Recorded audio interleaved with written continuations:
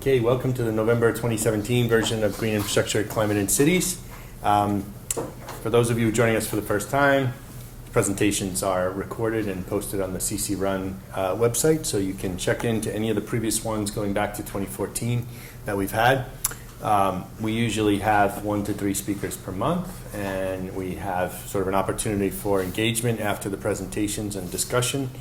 Our 2017 sequence is coming to an end next month with Carl Hauser from the World Resources Institute, and then we will be announcing, likely at this time next month, the 2018 series, which will focus on the topics, tentatively on the topics that are listed there. So we look forward to continuing the series going forward.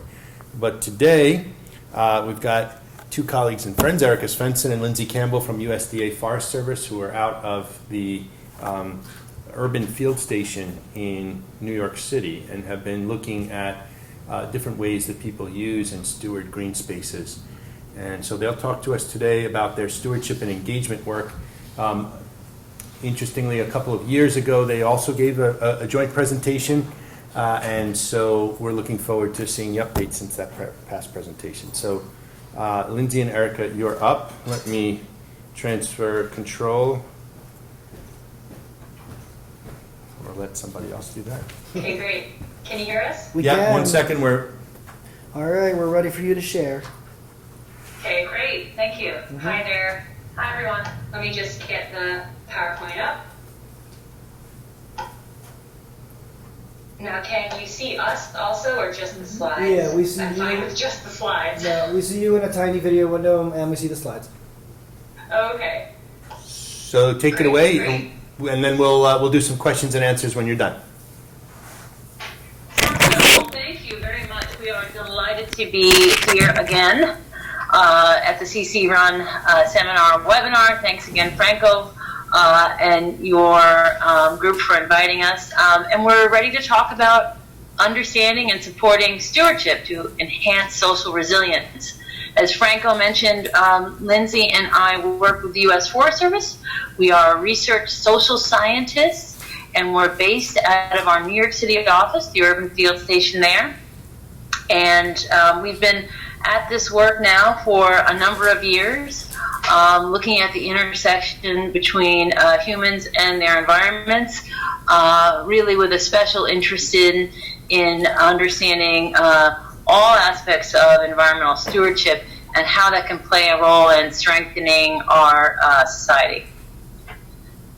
So going through an outline for today's talk, we'll introduce the New York City Urban Field Station a bit. We're going to share some of our approaches with you about supporting stewardship and natural resource management. And then we're going to take you through some of our research by way of case studies, if you will. We're going to look at an extensive case, which is our stewardship mapping and assessment project, StuMap for short.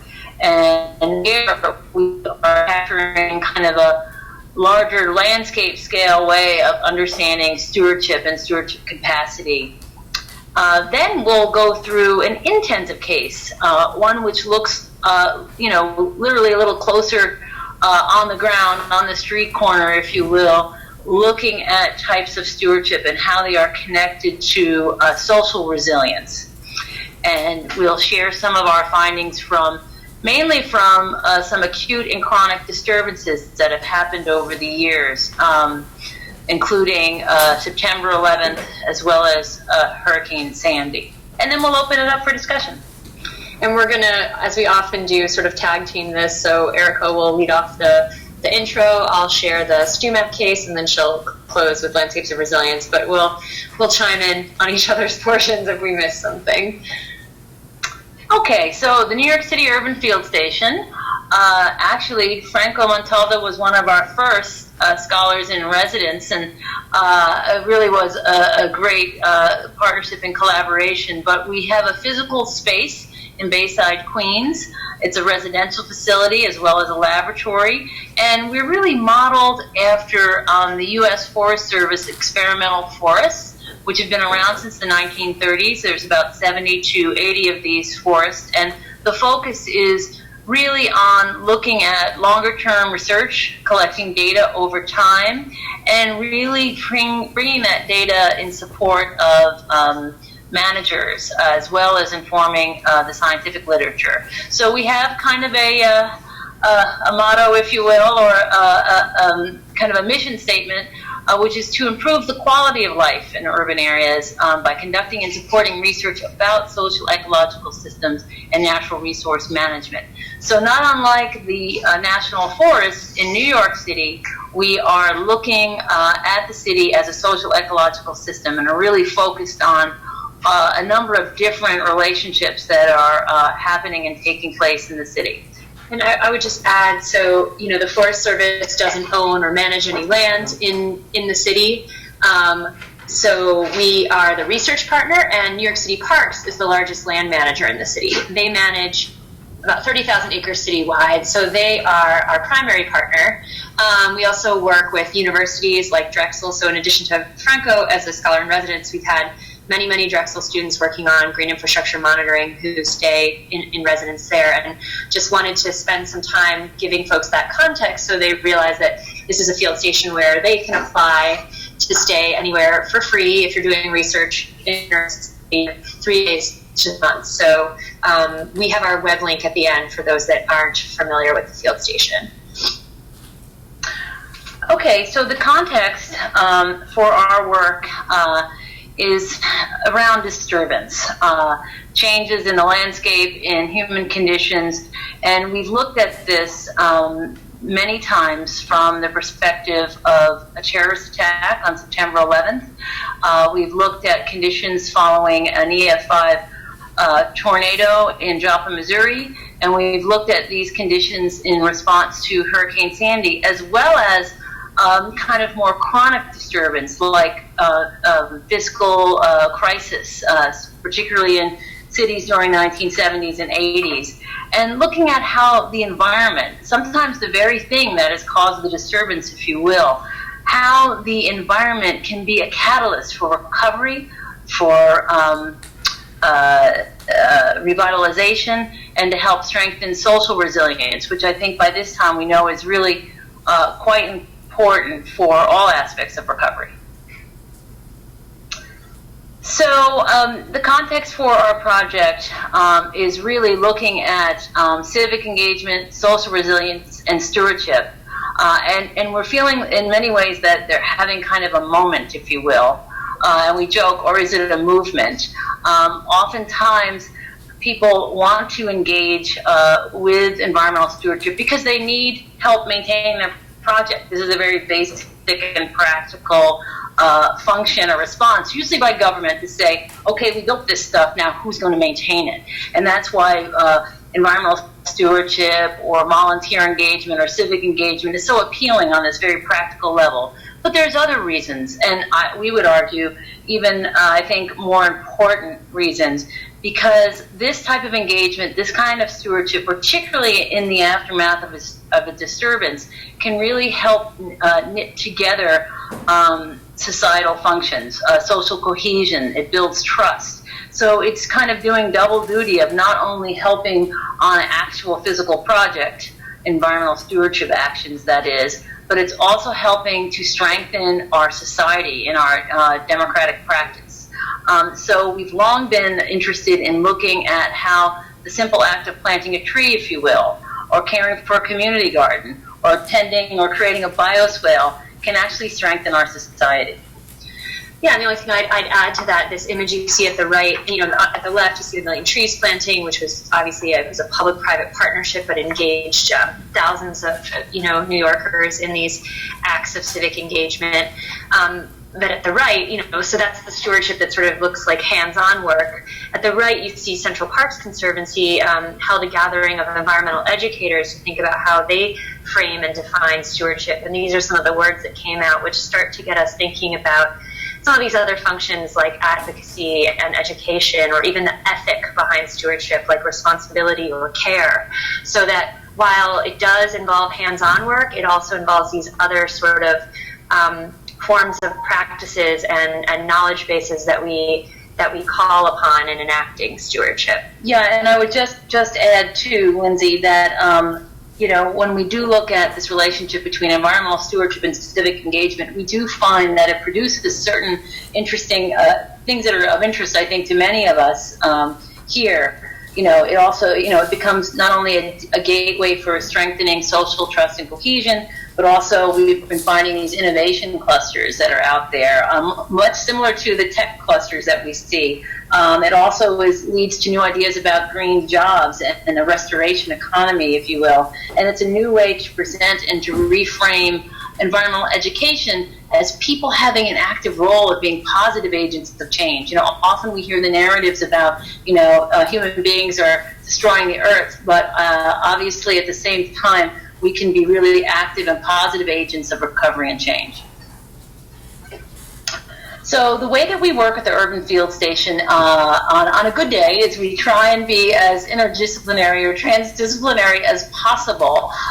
We are research social scientists, but we work shoulder to shoulder with biophysical scientists. And we work in this intensive way. And for social scientists, that means we're collecting often data on the ground through interviews and surveys. And then we work in a more extensive way and using larger data sets, census data and the like.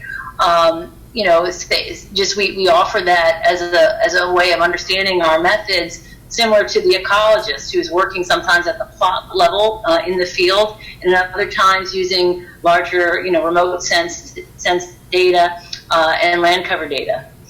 So we just like to put that forth for you to hold in your mind as we share these two different cases and the way in which these different scales and methodologies kind of speak to and inform each other.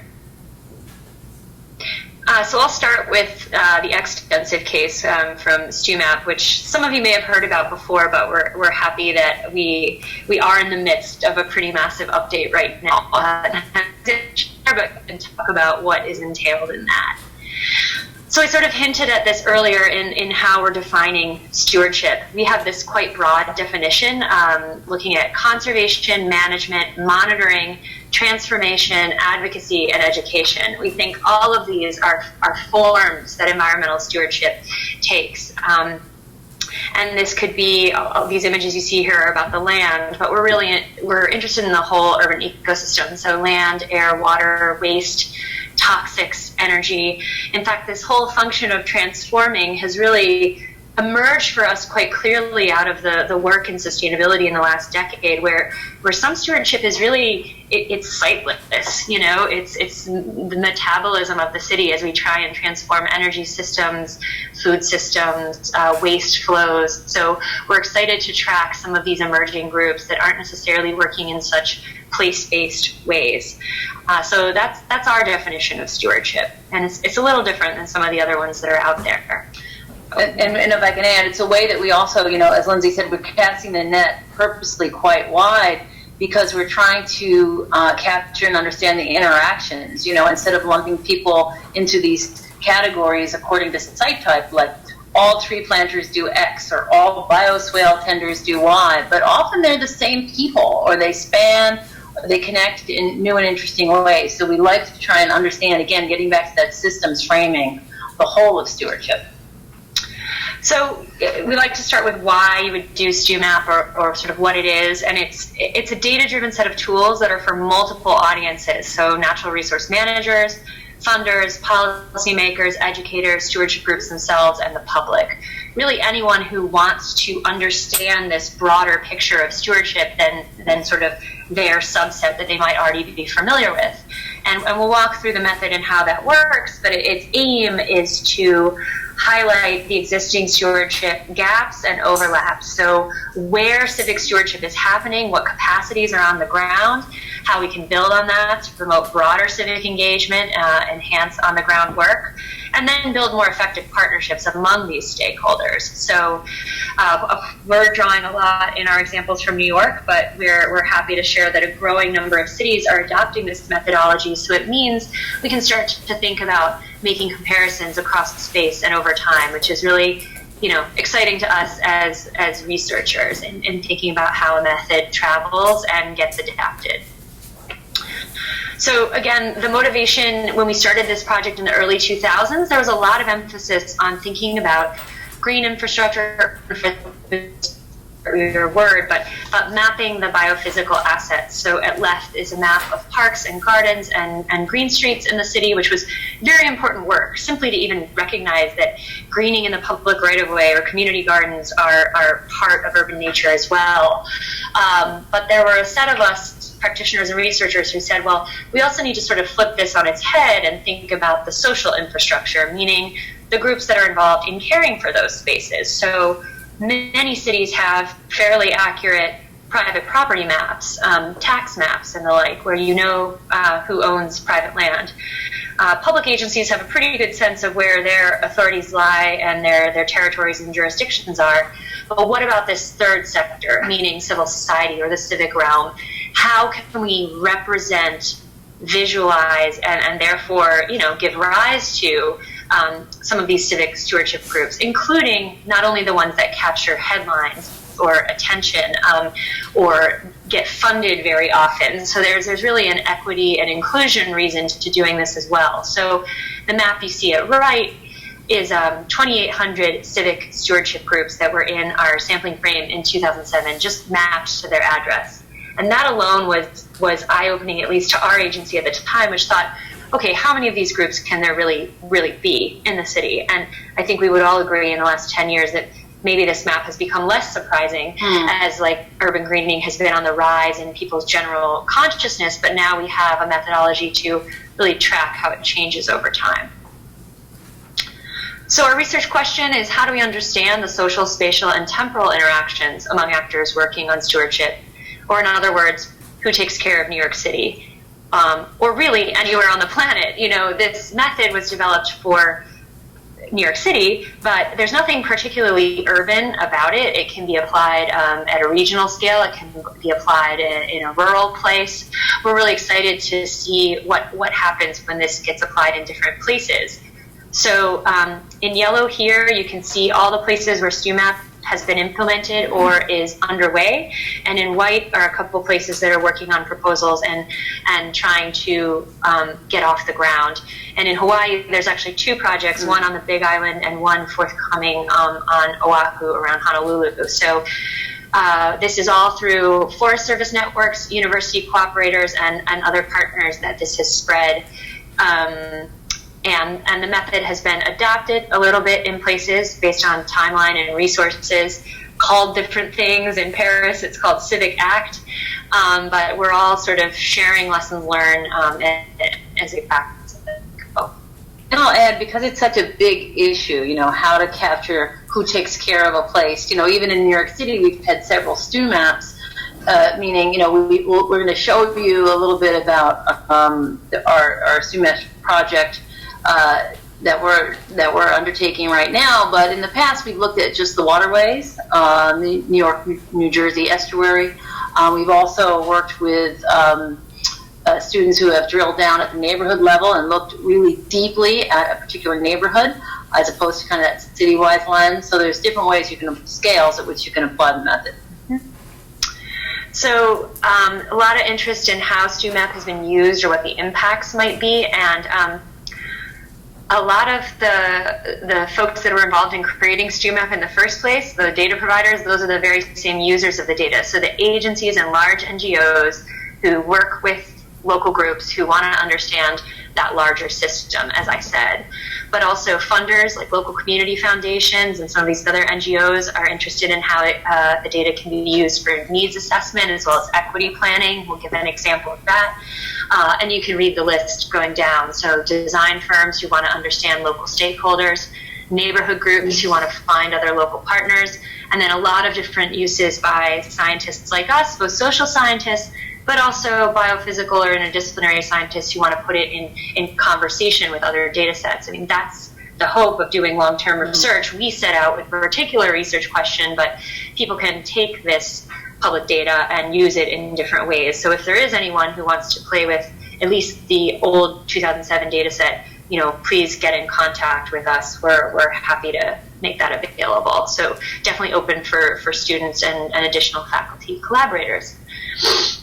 So what is it? How do you do it? It is a survey, social science survey.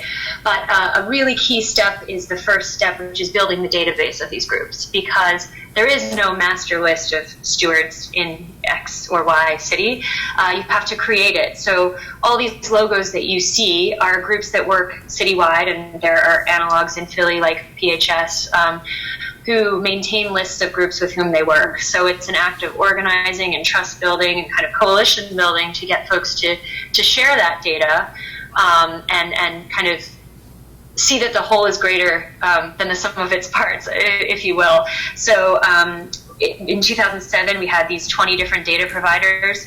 This time go around in New York, we have 60 different data providers. So even before we sent out the survey, the sampling frame has expanded a lot, and I think it shows the way it's resonating with the fields of community development, arts and culture, placemaking, design, sort of fields that didn't even necessarily have names 10 years ago.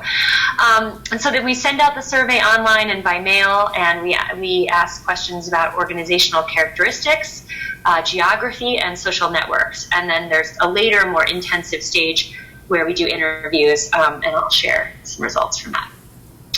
So these are the 3 bins that I just mentioned, and I'll walk through some examples of what's in the StuMap.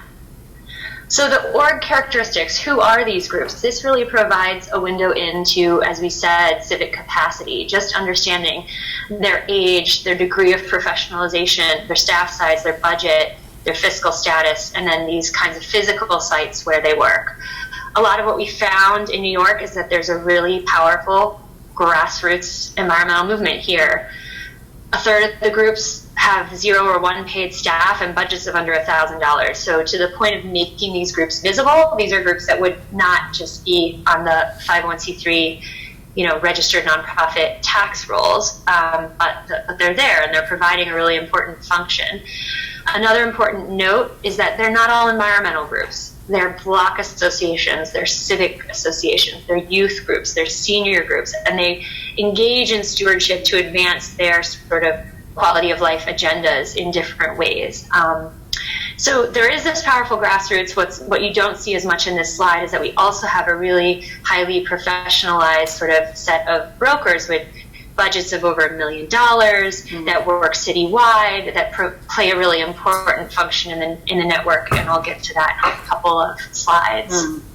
And to add, when groups are asked, what type of service do they think they are providing, I also was struck by our results that many of these groups, although they are, being surveyed because they have something to do, about or for the environment or with the environment, they really feel that community organizing was one of the main functions of services that they're offering through their work, and this community outreach element, as well as that labor, to maintain or to pay care. But these other aspects of bringing the community together are very important. So then we ask about their geographic turf. So we want to get beyond that point map that I showed where a group is represented by a mailing address, and let them tell us about their territorial boundaries. So we have a map interface, and we also have a narrative version for folks to tell us whatever their self-defined turf is. Is it a single block? Is it a street face? Is it 3 neighborhoods? Is it a it's totally up to them to define, and it looks very different based on, whether they're a hands-on community gardening work group working on a single block and lot, or, an environmental justice air quality work group working on 3 neighborhoods. So then you can start to stack those turfs, not only understanding them individually and their size and shape of their patches, but also how they overlay. So where we might see lots of groups, where we see few groups, and what we can understand about the gaps. So this is a map made by Michelle Johnson. It shows Seattle, Chicago, Baltimore, and New York with all of those polygons stacked together. You can then start to relate that to characteristics in the built environment, in neighborhood demographics, et cetera, et cetera. It becomes a spatial data set that you can manipulate on its own. And I will say, what you're seeing here is just raw counts. When you start to think about degree of professionalization, or maybe slicing and dicing this by the different site type, then those geographic patterns start to look really different across the city. And that can be telling as well. To Erica's point about innovation clusters, where do we see community gardening clustering? Where do we see urban agriculture kind of coming to the fore? What about waterfront access? So this is kind of just one really stacked view of the data in a simplistic way. So we have characteristics, we have turf, and then we also have networks, because these groups don't work alone. So we ask in the survey for folks to tell us who they partner with in different sectors. And in 2017, we also asked about who they receive information from and who they receive resources from. So these are collaboration networks, they're resource networks, and they're knowledge networks. This one you see is the New York City Collaboration Network writ large, where all the red are civic groups, all the black are government, and the gray and blue are schools and business. And you ask questions about who's most connected, again, who's most isolated, and how do folks collaborate. So what we see overall is not a top-down hierarchy as we might think when we think about the kind of the classic pyramid. It's more of a polycentric network that you can start to tease apart and look at the different components of. So this is a zoom in on the civic to civic network from 2007 again. These were the most highly connected civic, what we call brokers, in the network. So they were providing resources and information, often working at the citywide level, although there is a neighborhood level broker in there, and then connecting back to a lot of these grassroots groups. So, you know, we know New York City Parks is out there. I think I even have a slide of it. Yeah, this is the Parks Department, you know, the land manager. They are the largest node in the network. But we can also think about these civic nodes as being part of our governance structure. And they're uniquely flexible because they're not government. So they can work with government, grants, collaborative agreements, MOUs, public-private partnerships. They can also hold government accountable. They can go to hearings. They can organize protests or rallies. They can even sue the government. So these are all things that came out in in-depth organizational interviews that we did with these groups, toggling to the intensive mode, building on the extensive survey. And also, just to add, you know, when you think of these brokers, think of them in relationship to things like climate change and resilience planning, because these same brokers are the organizations and groups that you want to have in your scope when you're doing these kind of plans and adaptations. These are the groups that, as Lindsay mentioned, are very flexible, are very adaptive, and have those close, tight community networks already in place. And they're passing through these connections, information, resources, ideas, and even modes of trust and accountability. So it can transfer quite easily to the resilience planning work. Mm-hmm. So I already showed this slide mostly to make the point of New York City Parks being there, but we also see state agencies and federal agencies kind of lighting up in this local governance network.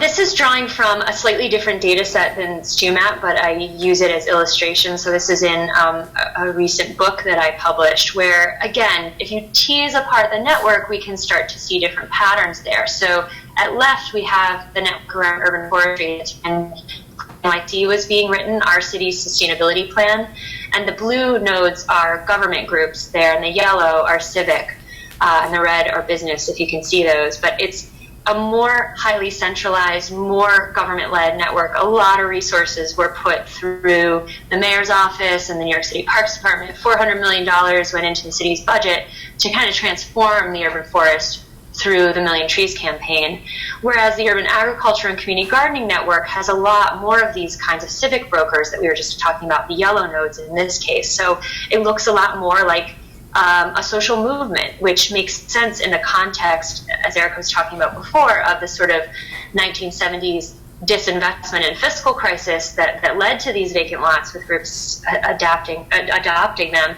And then again, the sort of crisis or disturbance of the 90s when the development pressures changed and the mayoral regime started to sort of threaten community garden sites, and those gardeners got organized. So you also start to see some of these red private sector nodes, like the rooftop farms and the for-profit enterprises that are sort of advancing wholly new models of how we grow and manage food in the city. So just putting those in contrast starts to put a different view on the system. And if you wanted to start to develop some hypotheses about, what these networks look like in terms of real space. We've talked about, the work that Lindsay has done here in these sectors like urban forestry. That urban forestry network probably produces more of a traditional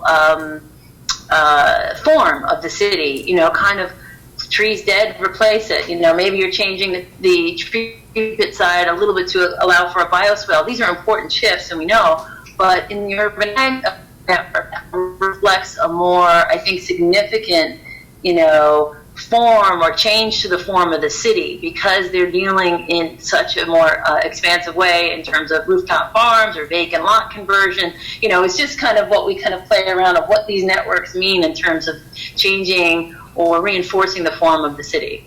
Right, and thinking about what flows through those networks. Again, is it money that's cementing these ties? Is it shared trust? Is it relationships or reciprocity? There are a lot of different. Those lines mean a lot of different things and can be teased apart. Erica mentioned this example of zooming down. So this was work we did with a graduate student from Stockholm Resilience Center last year. So she took the StuMap data set, combined it with the list of participants in the Green Environmental Fund. So that was a remediation fund that was created in the wake of the underground oil spills in Greenpoint that had happened, and a later settlement through the Attorney General's office. And she really wanted to understand, so how does the innovation of a fund like this sort of transform or affect local stewardship networks? And her thesis is available as a PDF on our website if you want to read more. I know you probably can't read the diagram, but what you start to be able to do when you're looking at the neighborhood level is to get even more specific than just these coarse sectors that I was mentioning before, where you can start to look at agencies at different scales and civic groups at different scales, and even the role of individual brokers who might wear multiple hats. And we know this is very common in kind of the activist arena, where you're a member of your CSA and you're also a member of your bike co-op and you're on your community board, and really finding those individual hubs in addition to those organizational hubs. So we really learned a lot about our own city by working with a student from Sweden on that project. And finally, this is where we don't yet have findings to share, but we're really excited.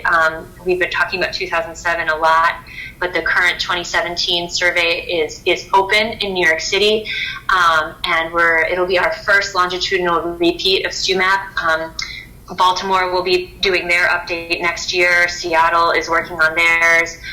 Each city has to sort of figure out the interval that works for them, but by doing that, we're able to understand changes at the group level over time, so sort of how they might professionalize or build their own capacity, or maybe just stay at an even keel. Some groups don't necessarily want to grow. They don't want to have to fundraise and add staff. It's more of a lifestyle or a leisure practice for them. We'll start to keep out of it. But at the neighborhood or wider network level, how does the governance network on the civic side sort of respond to a lot of different things that have been happening? First and foremost, natural and social disturbances, as Erica sort of framed it at the outset of the talk. So we asked groups to reflect directly in a survey about some of these presses and pulses and what sort of impact they've had on their group. We know Hurricane Sandy is the most sort of salient and talked about one here in the city, but there are others. Things like neighborhood rezonings are really influencing what groups do on the ground. On the flip side, thinking about these government planning initiatives. So in 2007, we didn't have Plan YC. We didn't have the multi-billion-dollar green infrastructure plan.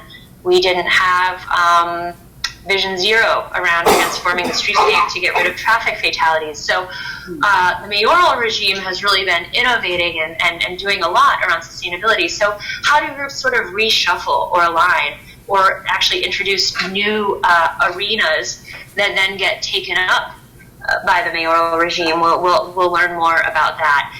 And again, how do these ideas spread both through space and through the network? So all I can say on that is stay tuned.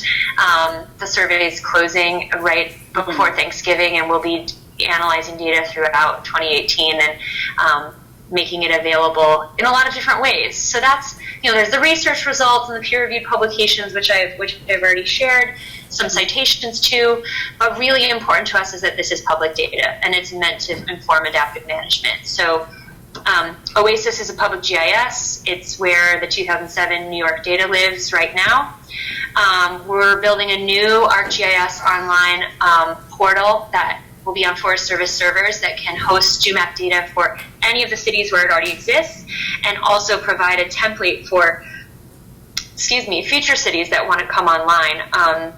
So if they don't have a public GIS, or maybe they want to do something beyond just putting up a data set on their open data portal, they can visualize it through this ArcGIS Online platform, which is right now in beta, and I don't think I'm going to take the time to click through it. We can see at the end if there's additional time. I don't know how well it will load on the Wi-Fi, but know that it allows you to search by neighborhood, by group name, to pan and zoom, to put on filters, all the ways in which you might want to sort through a data set spatially. But unlike on OASIS where you couldn't download the data set, this time you'll be able to download the shape files, the tabular data, all the things that folks expect when they want to be able to manipulate it in their own GIS workspace.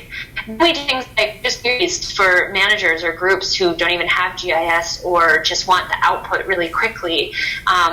This is an example of Flushing Meadows, Corona Park, just creating a simple buffer and saying who's working nearby. If you're starting organizing a project from scratch, you might have your known knowns, your go-to group. There might be a single friends of group that you know about, but this starts to sort of expand the possible set of folks you could reach out to for organizing. Erica mentioned thinking about waterways, so this was another sort of adaptation of StuMap. We work with the New York, New Jersey Harbor and Estuary Program because before we were limited to the 5 boroughs. They helped us expand our data collection to include New Jersey as part of the estuary. And so they conducted they built a needs index based on publicly available data around waterfront access, but also, EJ measures around youth and language and income, things like that, which gave an important picture of hotspots where access was poor and need was high. But they also wanted to combine that with the flip side of understanding where capacity was high. So that is what you see here, the stewardship groups on the waterfront sort of clipped to a waterfront buffer. And they combine both of those data sets in thinking about where and how and to whom to target their community grants program. And there's a white paper on this on our website. Yeah, and so now they know that in places where they identified the greatest need, they have, in some cases, the least amount of stewards.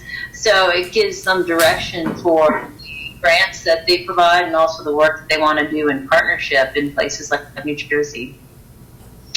So, like I said, I won't click through these web links, but I think this will be archived or we can share it, Franco. But I skipped over the point, which is that New York has a StuMap, Chicago has one, neighborhood technology, Seattle has its own. So each city's StuMap has looked a little different, what the web portal looks like. And this ArcGIS Online we see as sort of it's one place. It's a place where researchers can know to come to StuMap, but that it is public data, and people might want to build new tools. They might want to build a really simple Google API or an app that plays with this data. We're really, really open to people innovating and building new tools because we can't do it all, and we're not web developers. And so that goes for Philadelphia, because Philadelphia is one of the first tier cities that we have on the beta site in their data. So if any of you are interested in working with data from Philadelphia, please reach out. Yeah. So that is a whirlwind crash through StuMap, and now we're going to switch gears a little to the intensive skill. Okay, so starting intensively on landscapes of resilience. we look at groups and we look at individuals and we look and try and understand systems and put it all together. But as many of you know, disturbance, chronic disturbance, acute disturbance, is an opportunity, if you will, to learn how the system is functioning. And so actually the project that Lindsay and I first worked on together for the Forest Service was the project we always say we wish we never had, which was looking at communities after September 11th, particularly communities in New York City, in the greater Washington, D.C. area, as well as in Shanksville, Pennsylvania, and in and around Boston, where two of the planes left from on September 11th, and looking at how greening, if the resonating power of a tree, if you will, could be used in some way to help people come to terms with that tragic day and the days after. So that was one of our first projects, and in many ways, people we learned a lot. We shared a lot. We did something similar to what we did in StuMap, which was we went out and we looked for what we started to term living memorials, and they could be a simple street tree to a whole restoration of tobacco fields in western Massachusetts and creating land trusts. And we interviewed people and we learned about what they were doing, asked them why they were doing it, and went back over time to see, how these projects and groups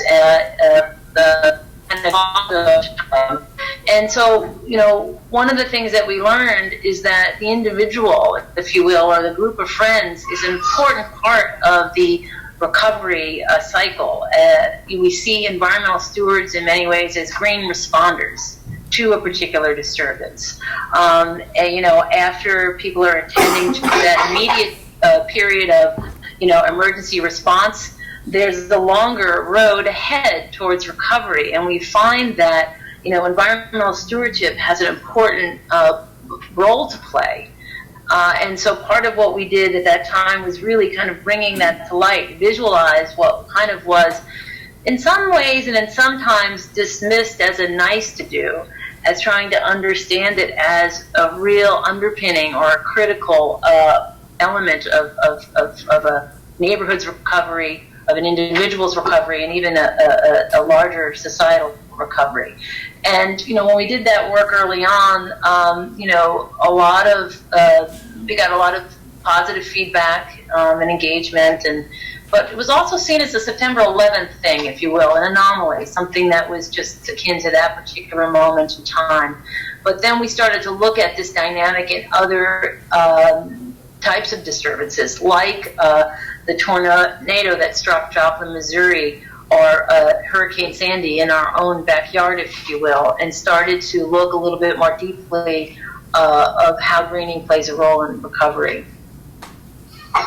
So our research questions, quite broadly, is how do natural resources and open space, how are they used by communities as mechanisms, if you will, to enhance resilient adaptive processes of recovery in response to both acute and chronic disturbances. So in acute, these acute pulses we look at and have looked at are in the case of terrorism, war, extreme weather. And these chronic presses, if you will, are economic disinvestment. I mentioned the 1970s New York, or 80s or early 90s in Philadelphia, when there was a tremendous amount of economic disinvestment and social vulnerability, which happens, and also climate change.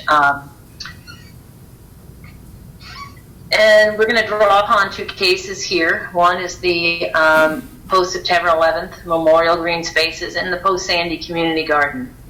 And for this intensive research, we used semi-structured interviews with project stewards, interviewing them, including, as I mentioned, this longitudinal follow-up, which is really important because you can capture something happening in the aftermath of the ones over time.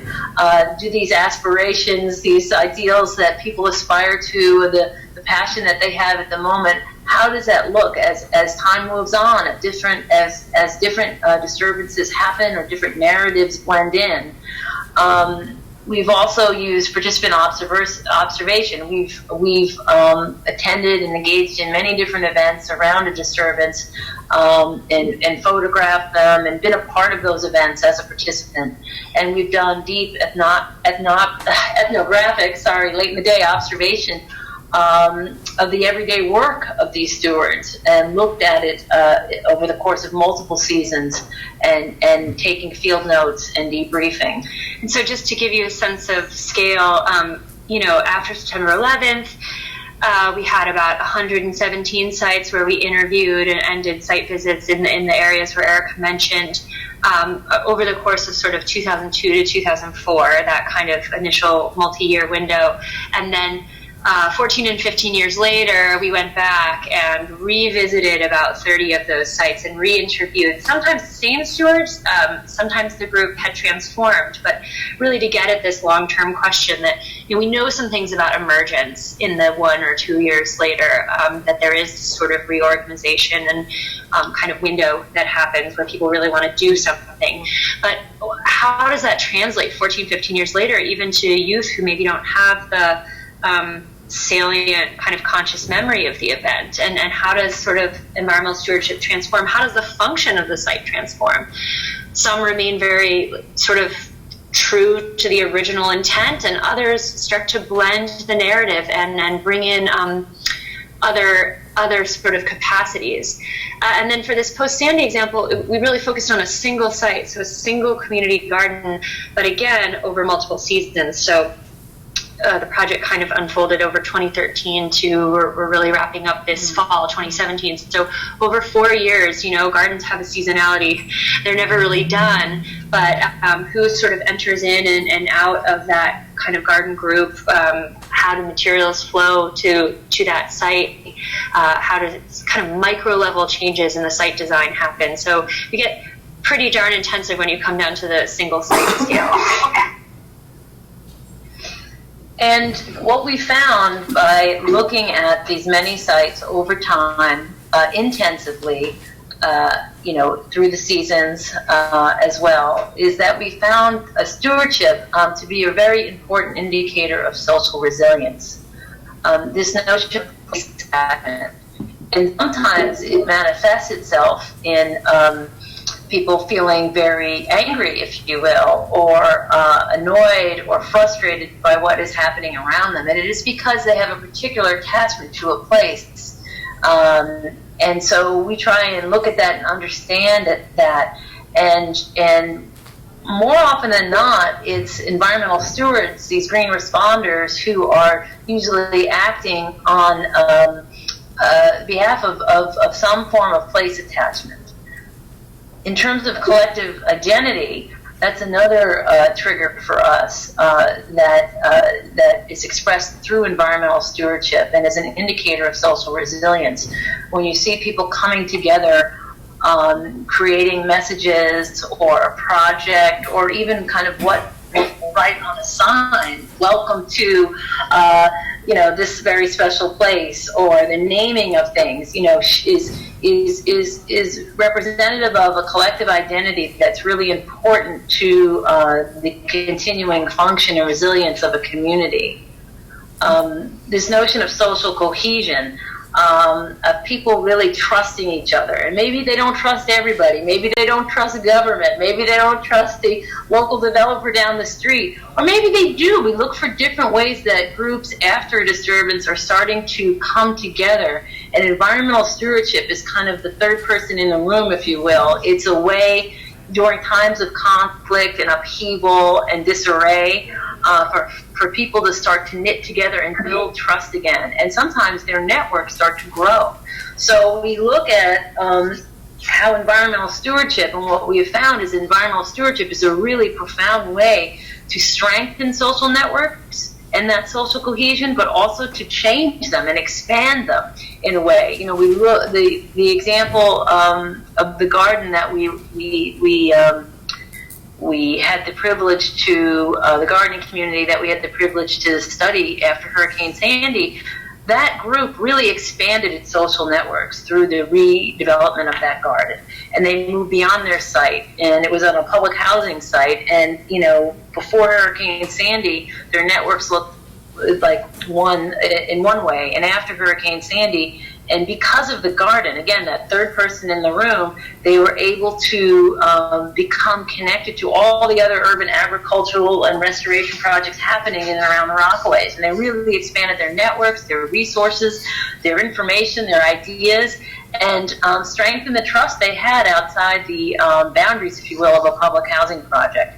And knowledge exchange is a really important aspect of stewardship and an indicator of social resilience, that people are trusting each other, they're sharing information, and they're creating new knowledge out of a disturbance. This is a really powerful, I think, part of social resilience, that it's not static, but people are growing and learning together. So yeah, just a lot of our goal with this paper was, you know, there are a lot of different frameworks, a lot of conceptual theories about resilience, social ecological resilience out there. But once you start to get a little more fine grain on the particular components of those frameworks, well, what does it look like on the ground? What are empirically observable sort of practices that might be indicators of those concepts? So if you're interested in this in more detail, I would encourage you to read the paper, because, you know, I recognize that even summarized in these 5 bullets, it's still, you have to ask yourself, how would I know it when I see it? And these are signs that might be otherwise undetectable if you were only taking into account, say, thinking about resilience as how do we handle the storm surge, you know? Many of these sites are probably still going to be inundated, but how well are they prepared to sort of handle the next disturbance that comes by drawing on some of these social resources and ties that they have? So it was a way of saying, how can we take this abstract concept and really ground it in empirically observable practices? Well, let's see. Here, strengthening social resilience, social ecological resilience, where it really all comes together for us. Both in the case of September 11th, and the image you see on the upper left is from a simple tree planting in Sterling Forest. And I mentioned, like, the garden or the tree or the environment being the third person in the room. So, you know, here you have a group planting trees in the understory of a dying hemlock grove. And they are getting ready for that kind of next wave of succession in that forest. And you have emergency responders who were there on September 11th and experienced personal and communal loss. And the same, in the same breath and the same step, you have young girls from Sierra Leone who are victims of war in their country. And if you look closely, you see that they still bear the scars of that war in, you know, on limbs. And there wasn't anything else done on that day except for a simple tree planting, because you didn't need much beyond that. A lot of words did not need to be spoken. There was an understanding and a coming together. And these, both of these very different communities, different age groups, different experiences, different culture, were able to be, I guess, found a connection with each other through this, and have really started to embody what we think is social ecological resilience. And that also in sort of, you know, restoring the site, so they're actually transforming the kind of ecological function and health of the space, in addition to doing this sort of healing work on themselves. So that's where this paper looks at these sites as therapeutic landscapes, but again, both for the person and for the site. So similarly, the example in the lower right is from Babylon on Long Island, where, you know, a coastal community that was hit very hard by September 11th, had a beloved sort of relationship with the beach. Anyone who knows those Long Island shore towns knows about that. So they chose the Barrier Island Beach as the site for their community memorial. But rather than have it be just a built obelisk like we see in many town greens, they, and this gentleman's from this the state, and DEC, was interested in restoring ecological function. So knowing it's on a barrier island, knowing it's a part of a dune system, he said, we're going to revegetate, we're going to bring in native plants, we're going to do it all with community volunteers. So it really kind of hit this two-headed kind of functionality of being a place for the community to come together and remember, and also a place to restore landscape. And I mean, you can see sort of an image of how vegetated those dunes are. And this was all pre-Hurricane Sandy, and actually the memorial, you know, it performed very well. It had this ecological function of being vegetated dunes. So happy to say it's still standing and growing, and I'm sure the pitch pines have grown even higher since we were last there. So just thinking again about the social resilience, but the ways in which people can confer ecological resilience. So we're coming to the end here.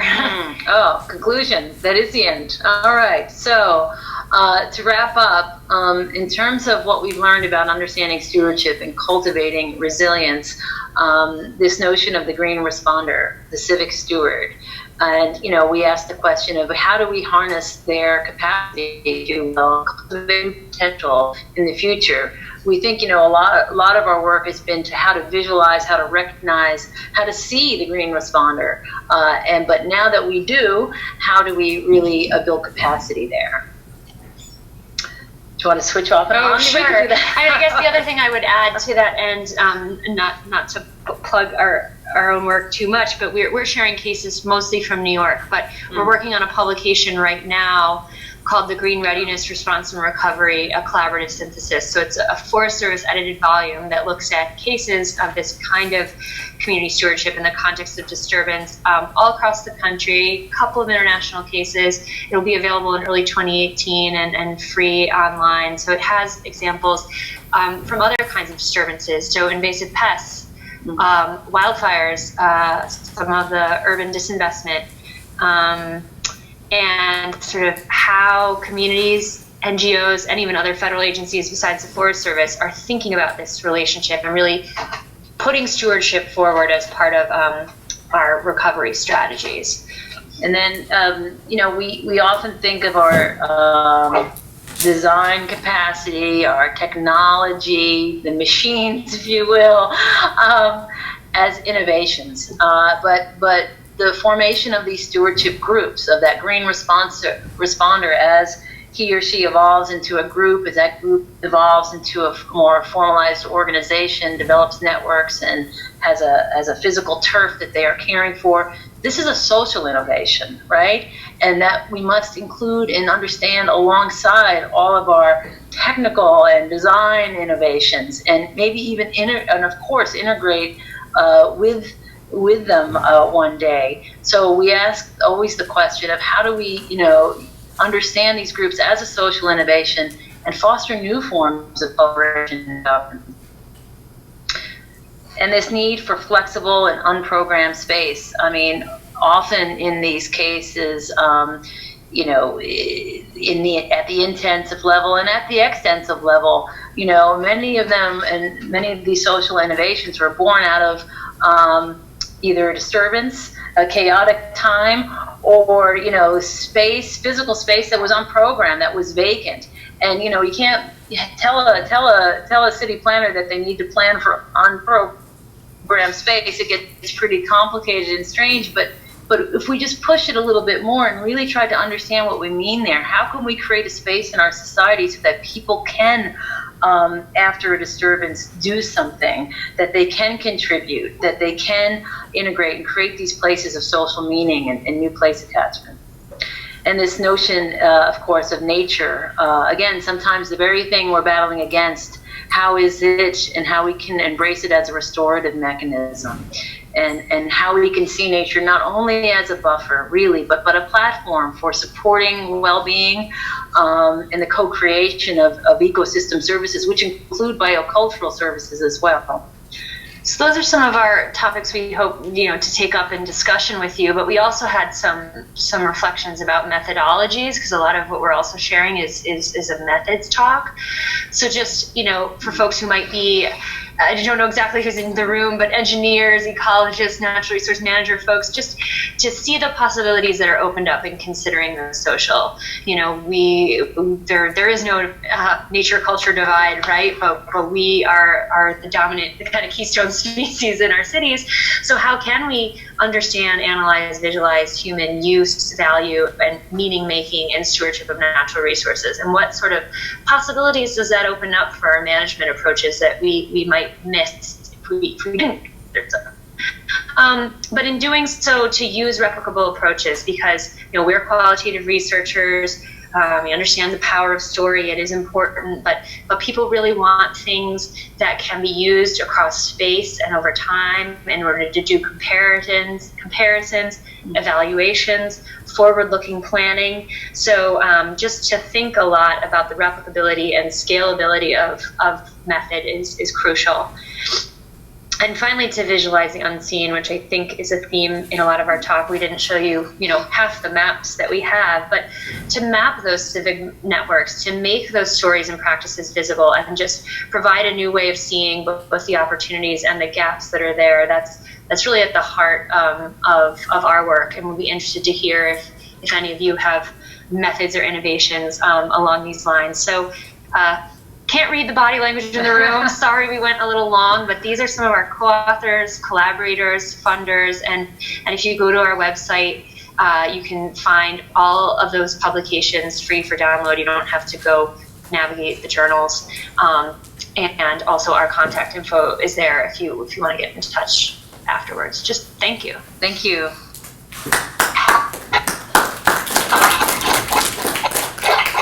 So thank you, Erica and Lindsay.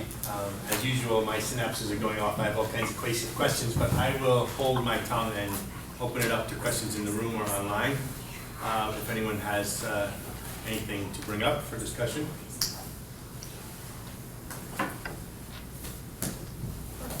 Yep.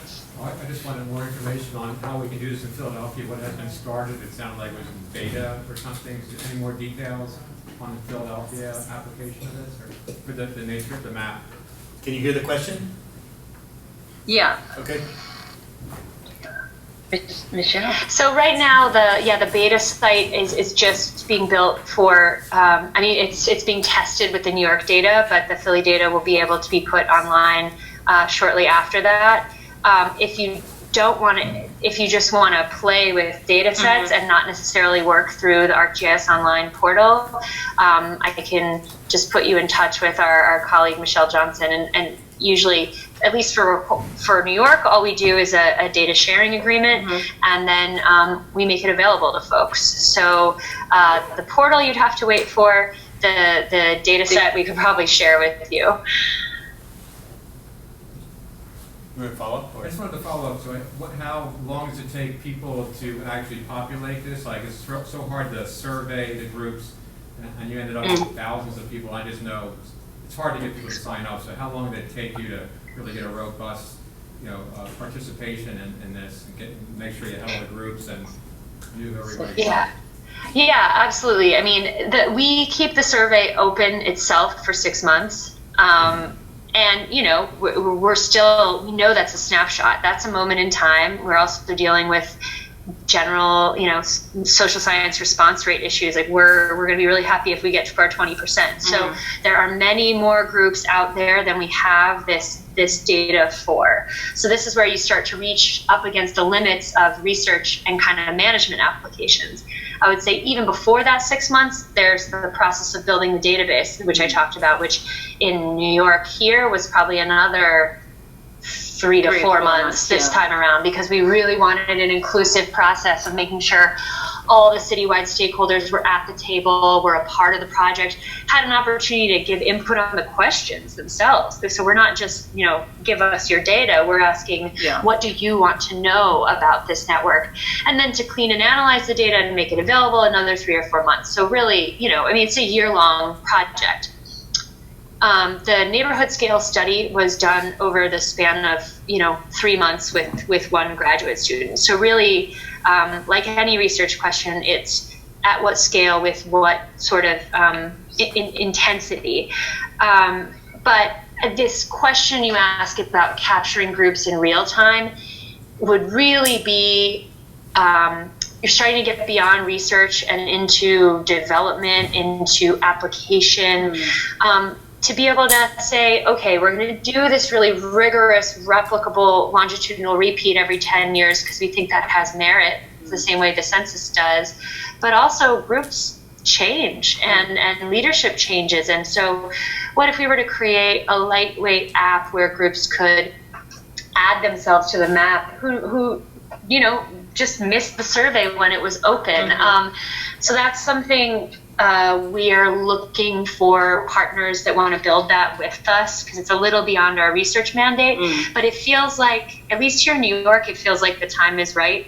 Given all this rise of greening and this proliferation of these practices, I mean, people do connect in other ways. They use existing social media platforms, they network face to face, but we're getting the sense that there is, again, a desire for sort of one place where you can find all these groups. And I would be curious to know if that sort of desire is there in Philly as well, or are people sort of already networking offline and they don't need to track groups in real time? Or would it be helpful to be able to locate and connect with other groups sort of more frequently than every 10 years, I guess? I'm also interested in how you get the resilience to build. You are tracking what has happened, but how you get it started. Now in Philadelphia, a lot of your examples were planting trees. In Philadelphia, there's something called tree tenders. Maybe they have that in other places, that the Pennsylvania Horticultural Society is involved with, and that might be a place to start with that. And I don't know what your thoughts are about how you start to do this from the bottom up rather than just see what is actually happening. Well, in Philadelphia, you're right. The Horticulture Society was one of the main partners in StuMap in Philadelphia, and I believe tree tenders also provided data. So these are exactly the type of groups that that any StuMap project will start with. It's kind of the already known brokers or groups that would have lists of stewards, and so that's where we kind of start our population sample, is with those groups. But if I understand the other part of your question, you're saying sort of how do you build resilience? How do you cultivate stewardship, not just wait for the unfortunate, disturbance to occur that might trigger stewardship? And I think that is really a question that a lot of practitioners are thinking hard about. Here in New York, the Million Trees campaign started as really a planting effort, and it kind of transformed over time into a stewardship effort. And that was through kind of the iterative learning of the campaign as it happened. And, parks had done things around tree adoption and messaging before, but never in such an organized way, where now they have a director of stewardship as a formal permanent position citywide. And she, Nicole, right now, she works across site types, which I think is really important. So she works in these forested natural areas, she works on the streetscape, and she works on wetlands. So they provide across the sort of parks portfolio opportunities for groups to get involved in different ways at different times. I mean, year round. Between now and the close of our survey, they have like 10 events. They have one every weekend. So it's the basic kind of community organizing that you might expect. Hold events, get the message out, meet people where they are, but find those sort of multiple pathways. And so in the case of the Parks Department, what they have are these different resources that they manage. In the case of other groups, the entry point might be something very different, something that has much less to do with the environment, where what you are interested in is traffic calming. Has there been a terrible pedestrian fatality, and it's rallied the neighborhood to want to retrofit the right-of-way? That's a tragic example, but maybe they have air quality concerns around idling trucks, and something that started off as an anti-idling campaign could also transform into something looking at indoor and outdoor air quality. I mean, these are the things that we've seen on the ground, and I think what needs to happen to strengthen them is more of these practitioner networks to share those stories of what works well and what doesn't, because not everyone wants to be a steward, you know. So some of it is finding that message that's going to resonate with someone, meet them where they are, and provide opportunities that are meaningful to them. So that's a little bit more kind of drawing on our practitioner knowledge base. But it's a really great question. I think one thing we did in 2007 is we really zoomed in to focus on the most connected brokers, and we learned a lot about that. We learned that there are these civic brokers, what function they play. In 2017, we're thinking of reversing it and saying, let's look really intensively at the gaps, the geographic gaps where we don't see stewardship, the network peripheries where people are one or two links away from being disconnected, so that we can better answer from a research standpoint that question that you just asked, because I'm answering it from practice. And I think there's a question, are those gaps really gaps, or are people organizing in different organizational forms that we as inclusive as we try and be, we don't recognize? They're organizing through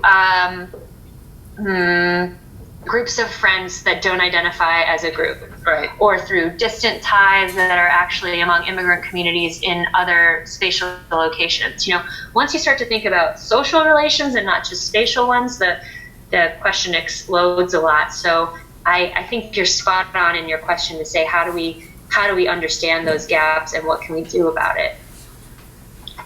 Thank you. Other questions? So I'll ask a question, or make a comment first. You know, I couldn't help but talk, when you were talking about the chronic drivers of some of the stewardship, and you mentioned climate change, I just comment, I don't know if you saw Thomas Friedman's op-ed in the New York Times today, where he was talking about sort of the opposite. He was talking about the recent Niger occurrences in Niger, and how actually we need to pay attention, because the sequence that he played out was desertification driven by climate change, leading to social unrest, leading to situations like what we just had. And it was kind of interesting because it's kind of the inverse of what you're saying, where disturbance leads to the loss of stewardship, or the loss of the loss of people to live off of the land, leading to a whole bunch of unrest. Which anyway, I just thought that was an interesting example.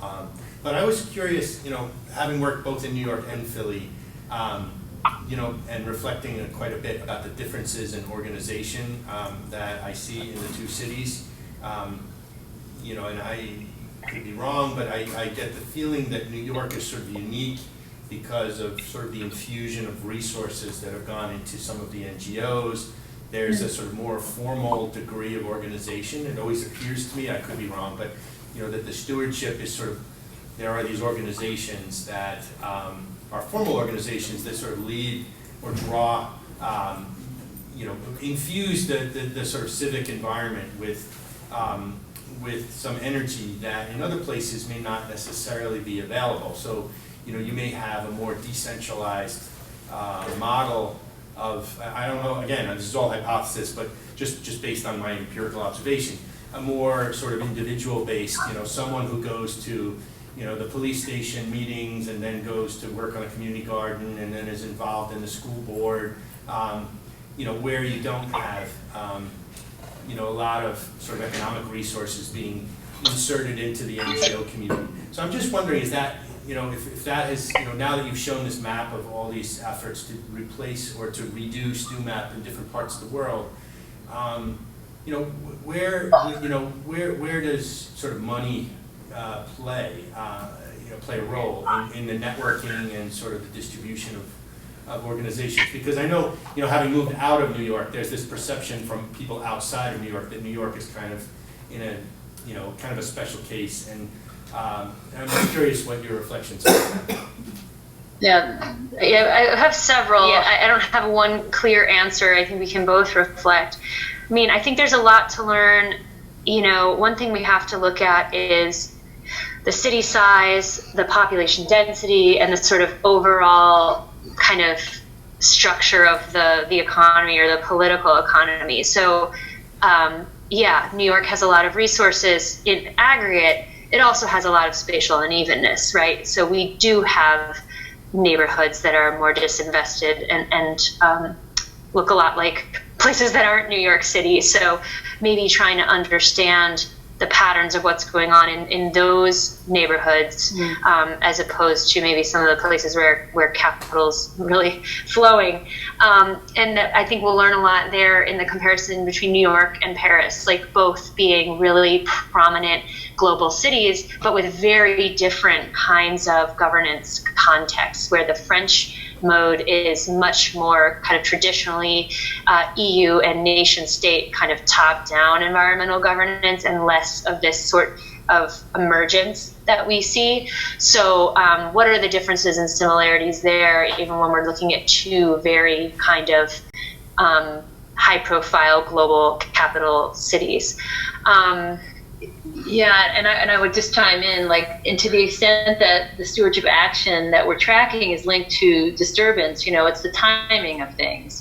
What disturbance gave rise to the community gardening movement in New York City might be a little off in time scale from Philadelphia and Baltimore, give or take a few years. And so we see the professionalization of these groups, their networks, their capacity to even access financial resources is different depending on a decade or so.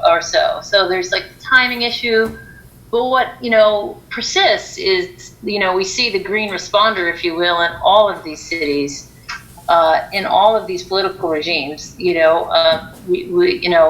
heading off to Poland next week to talk about StuMap in Warsaw, and there it resonates in an interesting way there, the same as Lindsay has mentioned in Paris. Even though these are very different political structures and regimes, we still see these universal patterns of human behavior.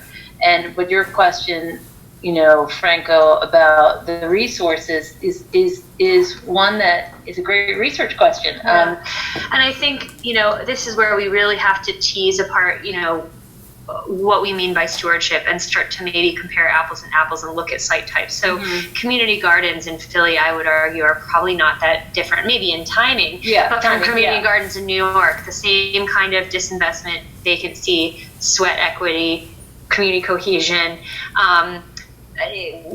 This sort of, when we look at it all in a snapshot, it kind of flattens that history, where the initial driver that triggered the group, it's kind of a lagged effect to where the group is now. The spatial map that I showed you of the 4 cities, Michelle has run every regression which way to Sunday, trying to find, is there a consistent spatial kind of relationship to any of the either socioeconomic or built environment variables that we would expect to relate to these things? And there isn't one. And I don't consider that a non-finding. I actually consider that a reflection of the complexity of this network, where if we really want to understand it better, then maybe we need to look at only the cohort of groups that formed in the 80s, or only the waterfront groups, because the drivers are going to be different. And there, maybe across space, we might start to see some more consistent patterns that relate to measures we might expect around, high income areas, low income areas, high access to open space, low access to open space. And so it's probably not a satisfying answer to say it's complex, but I think you can see how teasing it apart, we might actually find more similarity than difference across our cities, because we have that in our neighborhoods as well. Yeah, we do know though, and we'll know more about it, I think, in this 2007 round of StuMap, is how political change, policy plannings, big budgets kind of impact the rise and fall of these stewardship groups and what they're working on. And to the extent that New York has more or less of that than other places at different time periods, I think is going to have an impact across the board on these stewardship groups. Yeah, it's really interesting, especially, I don't know if you tuned in last month, but the last month we had a discussion about green gentrification and green spaces that actually are leading to displacement.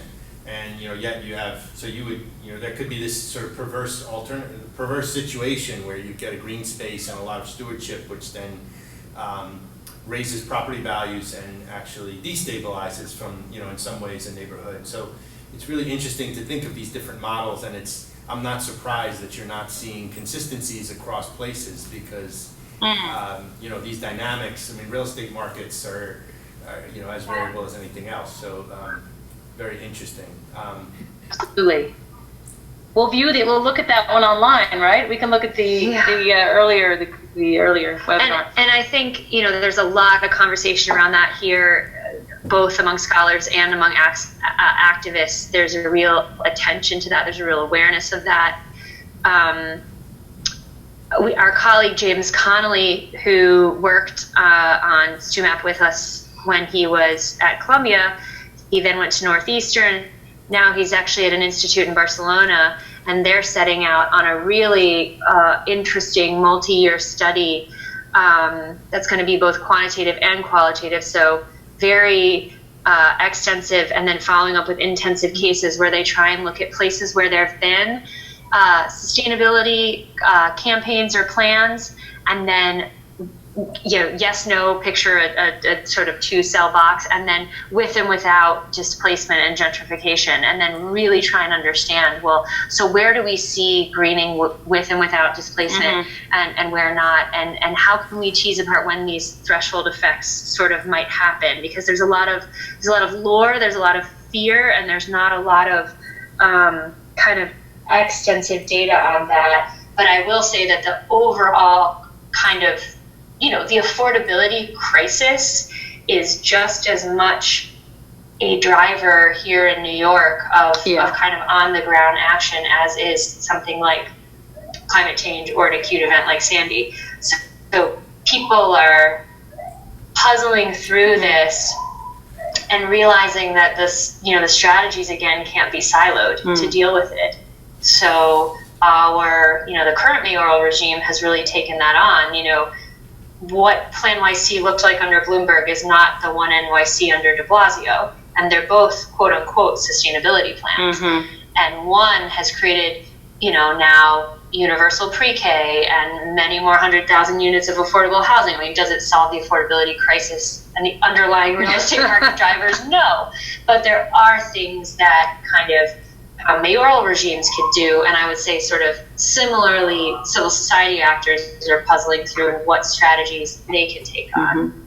So I feel like that question is really kind of at the point of the spear for a lot of groups right now. Because the flip side of it is, well, the answer isn't that low-income people should live in disinvested, poor quality neighborhoods. No, that's not a just outcome either. You can't vilify the park. It can't be the greening is not the problem in that case. It's the underlying. It doesn't matter if it was a tree or a park. It would be something else. Yeah. I have one other question. If there's no other questions in the room, I'm looking to see if anyone has anything else. So this is sort of a meeting that Lindsay and I were at sometime last year. An interesting question came up where a city manager was reflecting on their desire to hire, or their goal of hiring a number of people to work on management of green spaces throughout the city. And then I think the discussion shifted to whether those individuals, those paid individuals, were stewards. And there was some real objection in the room about how a quote-unquote authentic steward, this is a civic value to steward landscape, and so therefore paying someone for stewardship actually creates a very bad precedent, because we don't want people to feel like without being compensated, that they won't steward without being financially compensated. So I'm just wondering if this was a very interesting discussion for me, which I thought about for months afterwards, believe it or not. And I'm just wondering if you would consider, if a government agency begins to appreciate the value of odd green spaces, remnant green spaces distributed around the city, and therefore, ramps up its payroll and actually hires government workers to manage those spaces, is that an uptick in stewardship, or is stewardship by definition a more grassroots sort of organizing for yourself around the back? I'm just curious. Yeah. No, I hope, we've tried to shine a light on civic stewardship because we felt it was misunderstood or less understood. But stewardship is, an ethic of care. And our colleague, Johan Enqvist from Stockholm Resilience Center has written a great chapter sort of framing out these 3 domains of knowledge, care, and agency, all of which are required in order to steward. Mm-hmm. You have to have the know-how to do it, you have to have the agency, the power, authority to do it, and you also have to have the ethic or the care. And so thinking of it that way as a concept, it gets expressed in different ways in different sectors. The civic being the one we've focused on because of some of those equity issues and the desire to visualize and understand it. But public servants are very much stewards. I think it's that usually they're called managers because that authority is recognized a little more formally. They have public authorities, they have land that they quote unquote manage, whereas a steward, sorry, we've got some noise in the background. A steward might not be the owner. I'd say that that's kind of one of the origins of thinking about the word steward. You can steward the public realm. You can steward space that doesn't belong to you. Mm-hmm. Often either the private land manager or the public land manager is also the steward of the space, but they're the owner or the manager. So I think, to your point about creating new opportunities for paid stewardship is, on the part of the municipality, is fantastic. Great. It's sort of what Erica was talking about. Innovations and new forms of governance. It's kind of the rise of the ecological workforce, if you will. So NGOs do this themselves when they incorporate and fundraise and create paid staff. Those are paid jobs in the environmental workforce that are also stewards. There's no reason, I don't think it would undermine it at all for a municipality to do that. We'd love to see more of it. And I think you would probably see a positive feedback loop where those paid stewards, to the earlier point about how do you cultivate it, they would be involved in further organizing volunteers who want to do this. So Absolutely. there's a lot of people who will never do this as a leisure practice, right? So from a very different study, we interviewed park users, randomized interviews with park users. So these are already people who care about the environment, right? And we asked them, how many of you are involved in a group that helps take care of the environment? And citywide, it was about 15%, which is, it's not everyone. It's like people who want to go wilderness camping. Some people like to go bowling. There are simple preferences and lifestyles and life ways that shape how people are going to spend their event. Once you are opening up ways for people to make a living off of this, it's a whole different ball game. So we should be really precise with our language of how we're talking about stewardship, not to exclude the managers. Right. Right. So managers are stewards. Yeah. Definitely. Yeah, I think they are really good. Christians would appreciate the reflections too. We have a follow-up question. I was just going to say, I just agree that investing in greening is a form of stewardship. Just putting the money out there to me is stewardship for doing that activity versus using it, do other things. So. Yeah. I'm a psychologist / social scientist, and it is true that giving incentives, rewarding in a very obvious way, certain kinds of behaviors does sometimes mean that if you stop rewarding them, that people won't continue them. But I think it may depend on whether those activities are rewarding in and of themselves, what the other social support is, and things like that. Yeah. Context matters. I couldn't quite hear the whole question, but She's a comment, really. okay. Yeah, it was just a comment that do you want to say it a little louder? I was just saying that it may depend on whether the activities that you're rewarding with money or other kinds of obvious reinforcement external reinforcement as opposed to internal. Because what you want eventually is internal reinforcement for Right. the person and for the community. It may depend on what the activity is rewarding in and of itself and the other kind of context and social support that there is. Yeah. It's true. These folks who are sort of opting into it as a leisure practice, they're doing it because they get some other sort of fulfillment out of it. Whereas if you Don't want any financial, Right. really, they don't want to increase their budgets or get a 501c3 or any of that. Whereas if you're doing it for a more, say instrumental kind of reason, like just, you need a paycheck, then you're going to get a different set of actors involved. Yeah, sure. Yeah. I mean, an interesting flip side of this question you've asked, we've done a little bit of research with folks who are involved in green job training programs and urban agriculture internships and done follow-up research with them, because the premise there is not all of these folks are going to go on to have quote unquote green careers. They're not all going to become farmers. They're not all going to become, tree pruners, but has the environment been used as a way to give them, to your point, a meaningful, engaging experience, and then they go on somewhere else in their life course. They become a nurse or a caregiver or More engaged in their community board or what have you. and that, I think from many of these savvy kind of training programs is seen as a good outcome. If they're not measuring their success against how many of our farm trainees went on to become farmers. But again, how was the environment sort of used as a platform for their own sort of self-development, their own growth, and their own kind of feeling of connectedness to their community. So we have a couple of papers we've written on that, but I think there's definitely more to learn as we look at different pieces of this workforce. A lot of the workforce involved in parks maintenance is very entry-level positions, also providing an important function. We had a panel up here where we watched the film City of Trees. City of Trees. It's a documentary about urban forestry program that was in the sort of era stimulus moment in DC, and it's kind of not to give away the whole story, but the grant is running out, and it's following the story of these folks for whom these introduction to green jobs, it was a first job for many of them, so crucial sort of life support.